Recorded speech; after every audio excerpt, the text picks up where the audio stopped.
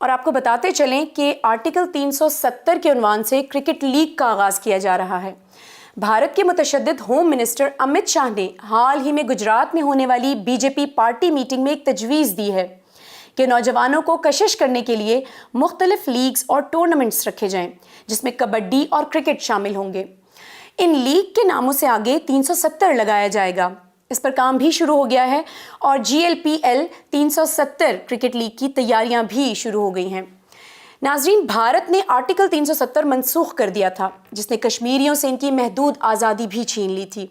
और अमित शाह ने बीजेपी की कामयाबी का सेहरा भी अपने सर बांधा था और अब लोगों को याद दिलाने के लिए क्रिकेट टूर्नामेंट का नाम आर्टिकल 370 रख रहे हैं कि लोग देखें कि बीजेपी ने मसला कश्मीर हल कर दिया है। ये कश्मीरियों की तौहीन है कि एक तरफ इनका हक मारा गया है और दूसरी तरफ इसका मजाक भी उड़ाया जा रहा है।